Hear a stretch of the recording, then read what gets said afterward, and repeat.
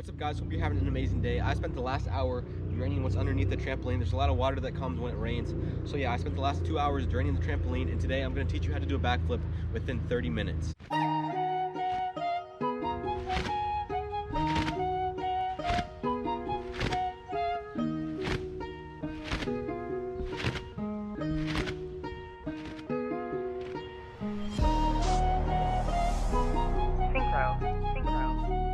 So I've pretty much been able to do a backflip for the last 10 years, so I know a couple things about backflips, and today I'm going to try to teach you the easiest way I know to do a backflip. So before I start off by telling you guys the simple steps of doing a backflip, I think we need to decide if it's really worth doing a backflip and how much we really want to do a backflip. Because doing a backflip is just as tough mentally as it is physically. It's about 50-50. So the biggest thing is making sure you're ready to commit and getting over the fear of doing the backflip.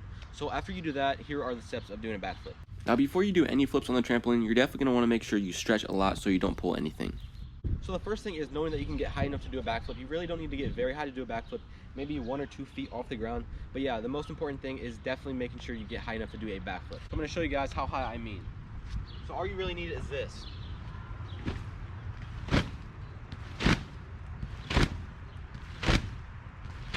And then after you get to a comfortable jumping position, you're going to want to bring your legs up every time you jump, and you want to basically spend 15 minutes doing that. So I'll show you guys what it looks like.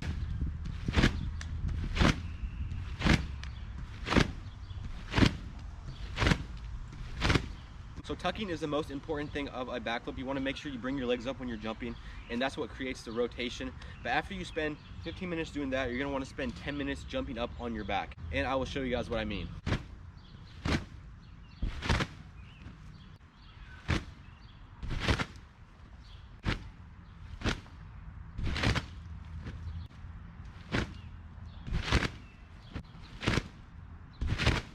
Alright guys, here's the last step. You want to put both of those two together. And you might want to add some blankets to the trampoline because it does make it a little bit softer, but I'm not going to use those for today to show you guys. But basically, after you put these two steps together, you're probably going to use your hands a little bit, and I'm going to show you what I mean in a second. But once you do the whole entire rotation, I'm going back, you'll probably use your hands a little bit for the first couple of times you get it, and then after that, you're going to get so used to it that you won't need to use your hands. So here's what it should look like after you put both of those together. Now the reason I wasn't landing these was because I wasn't tucking in very well. As you can see, my legs are very far away from my body, but the closer you tuck, the faster you rotate. And then after you practice doing it with your hands, you're going to get a little bit better, and you're going to keep practicing, and then eventually you'll be able to do it without your hands like this. So you're going to want to make sure you have someone there watching you and supervising you, because you don't want to get injured when no one's able to drive you to the hospital. So yeah, the biggest thing with doing a backflip is just trusting yourself and knowing that you're probably not going to get hurt. I don't want to say you're definitely not going to get hurt. You want to make sure you don't land on your neck. That's probably the biggest injury you can possibly have while doing a backflip. But yeah, you just got to get over that fear in your head. And I promise you guys, if you keep practicing these steps, that you will be able to do a backflip in the future. So if you enjoyed this video, make sure to give it a like and subscribe. I got plenty of content coming soon.